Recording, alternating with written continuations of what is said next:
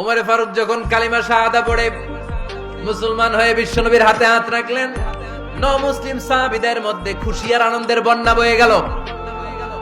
মুসলিম হাতে গোনা সাহাবারা আল্লাহর প্রশংসা করলেন। বিশ্বনবী সাইয়েদনা ওমরে ফারুককে জড়িয়ে ধরলেন।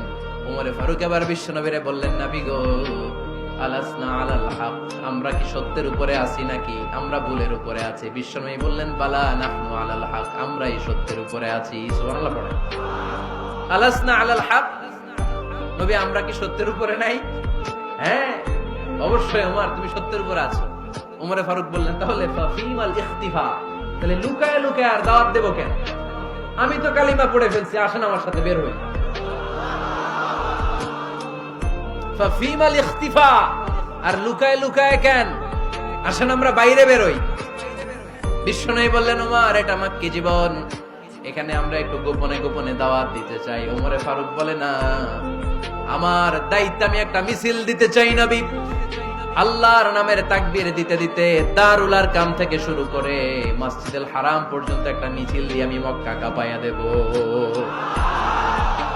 অনুমতি দেন। বিশ্বনবী দিতে চায় না। ওমর ফারুক অনেক বুঝানোর পরে স্বল্প পরিসরের একটা অনুমোদন পাওয়া গেল বিশ্বনবী সাল্লাল্লাহু আলাইহি ওয়াসাল্লামের কাছ থেকে। কিন্তু মিছিল যে দিবে, মিছিলের জন্য লোকের দরকার আছে না নাই? এখানে লোক নাই, আমি একাই মিছিল দিতেছি। এটা জমবে, মিছিল জমবে। খুঁজে উনি 11 জন মুসলিম সাহাবা পেলেন। কয়জন? ওমরে ফারুক বললেন, 11 জনই শহীদ। এই 11 জন নিয়ে আমি আল্লাহর নামের তাকবীর দেব। 2 লাইন করলেন। কয় লাইন? 2 লাইন। পেছনে 6 জন, আর এই লাইনের নেতা বানালেন বিশ্বনবীর চাচা হামজাকে রাদিয়াল্লাহু তাআলা আনহু। আর সামনে 5 জন, তার আগে দাঁড়ালেন উনি নিজেই। তাহলে 6 6 12। বললেন, এই 2 লাইনে আমরা তাকবীর দিতে দিতে, বেশি না, এই দারুল আরকামের ঘর থেকে, আপনারা জানেন যে সাফা মারওয়া এখন যে সাই হয়, এই সাফার পাদদেশে ছিল দারুল আরকামের ঘর। উনি বললেন, এখান থেকে ওই যে কাবার গিলাফ দেখা যায়, কাবার গিলাফ পর্যন্ত আমরা এই তাকবীর নিয়ে ওখানে যাব। সুবহানাল্লাহ পড়বেন না? ওখানে উনি দাঁড়িয়ে ছোট্ট একটা ভাষণ দিয়েছিলেন। উনি বলেছিলেন, মান আরাদা আন তাসকুলা উম্মু ওয়া ইয়াতামা ওয়ালাদু ওয়া তারমিলা যাওজাতুহু ফালিয়াসুদ্দানি। খেয়াল করে শুনেন, কান দুইটা খরগোশের কানের মতো খাড়া করেন। উনি এক বাক্যের একটা ভাষণ দিলেন। ভাষণ দিতে জানলে বড় ভাষণ দেয়া লাগে না। এক বাক্যের ভাষণ দিয়ে গোটা বিশ্বকে ঝাঁকুনি মারা যায়। চিল্লায় বলো ঠিক কিনা? ওমরে ফারুক এক বাক্যের একটা ছোট্ট ভাষণ দিলেন। মান আরাদা আন তাসকুলা উম্মু, কে আছো মায়ের এই মক্কায়, কে আছো মায়ের বুক খালি করতে চাও? ইয়াতামা ওয়ালাদু, কে আছো বাচ্চাগুলারে, নিজের সন্তানগুলোরে ইয়াতিম বানাতে চাও? কে আছো তারমিলা যাওজাতুহু, নিজের স্ত্রীকে বিধবা বানাতে চাও? ফালিয়া সুদ্দানি, বুকের পাটা থাকলে আমি ওমর রে থামাও। ফালিয়া সুদ্দানি, দেখি মক্কায় কার এত বড় বুকের পাটা। কে আছো মায়ের বুক খালি করতে চাও, সন্তান রে এতিম বানাতে চাও, স্ত্রীকে বিধবা বানাতে চাও? ফালিয়া সুদ্দানি, পারলে আমারে ঠেকাও। এই বলে উনি আল্লাহু আকবার, আল্লাহু আকবার, আল্লাহু আকবার বলে স্লোগান শুরু করে দিলেন। এক এক স্লোগানে মক্কার মরুজমিন থারথার করে কাঁপতে আরম্ভ করলো। এই মিছিল মক্কার কেউ দেয় না। মিছিলের আওয়াজ শুনে আবু জাহেল বাইরিস, উতবা বাইরিস, শাইবা, ওয়ালিদ ইবনে মুগিরা সব বের হইছে। কিরে, আমার এলাকায় এত বড় স্লোগান, কার এত সাহস? বের হয়ে দেখে মিছিলের সামনে ওমর। ওমর রে দেখে দিছে এক দৌড়। কারণ ওমরে ফারুককে থামানোর মতো বাপের বেটা মক্কায় দ্বিতীয়টা কেউ ছিল না। আওয়াজ করে বলে ঠিক কিনা? ওমরে ফারুক আল্লাহু আকবার, আল্লাহু আকবার বলে স্লোগান দিতে দিতে মসজিদুল হারামের ভেতরে ঢুকে গেল। কাবার গিলাফ ধরার পরে সেদিন মিছিল থেমেছে। ওই আল্লাহর নামের স্লোগান সেদিন কেউ থামাতে পারে নাই, কিয়ামত পর্যন্ত কেউ থামাতে পারবে না। চিল্লায় বলো ঠিক কিনা?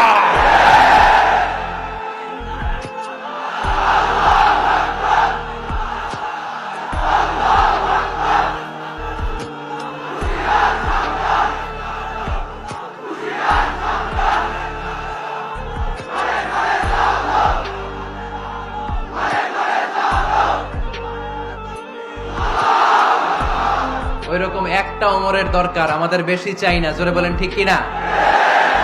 প্রভু তুমি বলেছো রাসূল দেবে না, বলনি দেবে না ওমর, বলনি দেবে না হামজা তারি, খালিদ বিজয় সমর। প্রভু তুমি বলেছো রাসূল দেবে না, বলনি দেবে না ওমর, তুমি দেবে না হামজা তারিক, খালিদ বিজয় সমর। প্রভু তুমি বলেছ রাসূল দেবে না, দাও খোদা দাও আমায় আবার ওমর দারাজ দিল, দাও খোদা দাও আমায় আবার ওমর দারাজ দিল, দাও আলীর মতো বীর সেনানী, আলীর মতো বীর সেনানী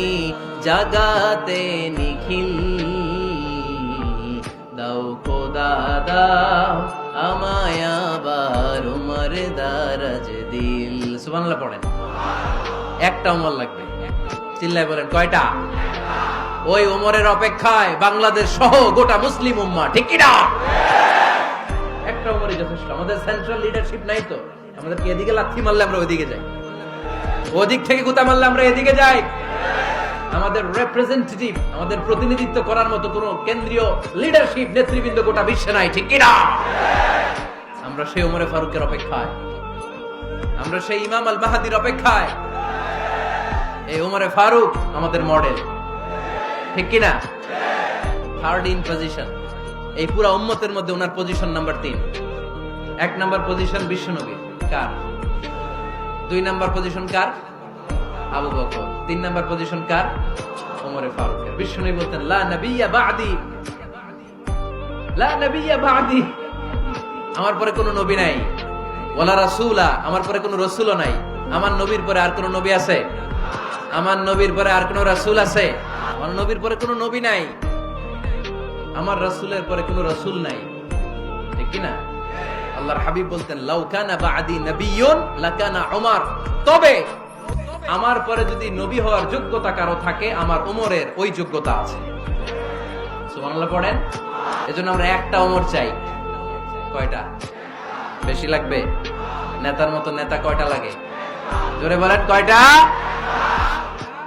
এনাফ, দ্যাটস ইনাফ। ওমরে ফারুক সাধারণ কোন ক্যারেক্টারিস্টিক্স নয়, ওনাকে আল্লাহ তাআলা নলেজও দিয়েছেন, আবার দিনদারিও দিয়েছেন। আমার যিনি ভাইয়েরা খেয়াল রাখবেন, কোন আলেমের মধ্যে বা কোন নেতার মধ্যে যদি এই দুইটার সমন্বয় আপনি পান, যে তার জ্ঞানও আছে আবার দিনদারিও আছে, he belongs the knowledge and he belongs the তাকওয়া, সে গোটা বিশ্বকে জয় করে ফেলবে, ঠিক কি না? যার মধ্যে জ্ঞান আছে, যার মধ্যে তাকওয়া আছে, তারে কেউ থামায় রাখতে পারে? ওমরে ফারুককে এই দুই নেয়ামত দিয়ে ধন্য করেছে কে? সহিহ বুখারীর বর্ণনা, বিশ্বনবী সাহাবীদের সামনে একটা স্বপ্নের কথা বলছেন।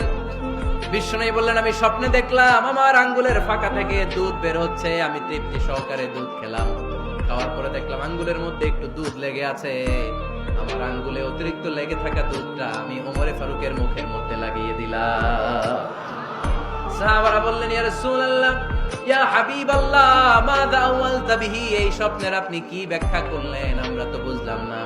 বিশ্বনবী বললেন আওয়ালতু বিহি আল ইলম, আমি এই দুধ দিয়ে জ্ঞানের ব্যাখ্যা করেছি, কারণ ওমরকে আল্লাহ যেই জ্ঞান দিয়েছে গোটা বিশ্বের কাউকে এত জ্ঞান দেয় না।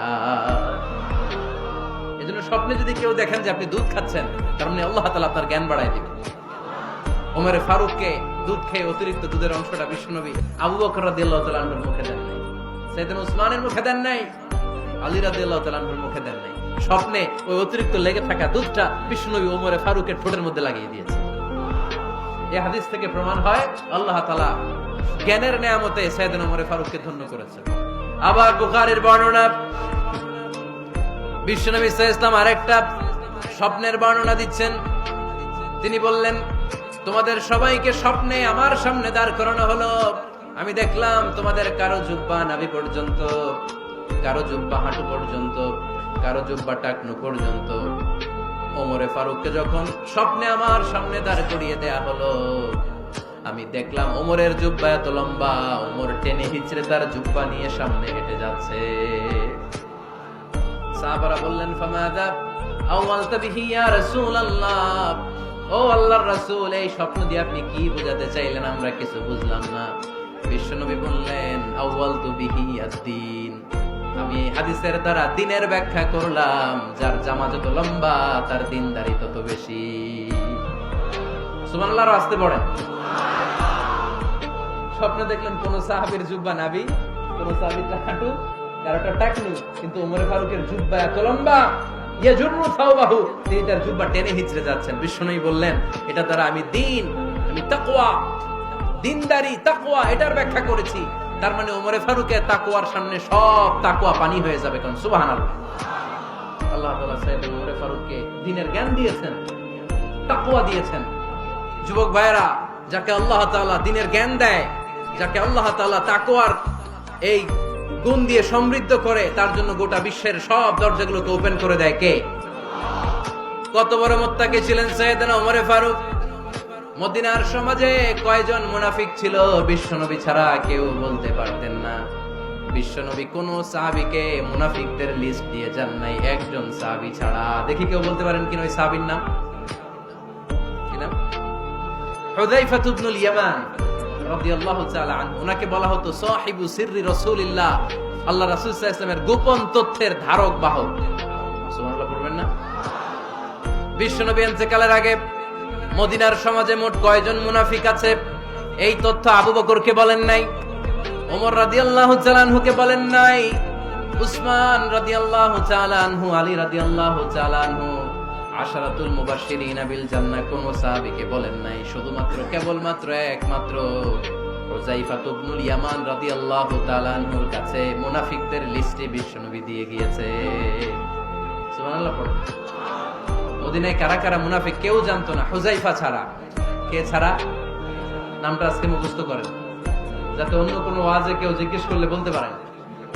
মুনাফিকদের লিস্ট যে সাহাবীর কাছে বিশ্বনবী দিয়ে গিয়েছিলেন, সাহাবীর নাম কি? নাম?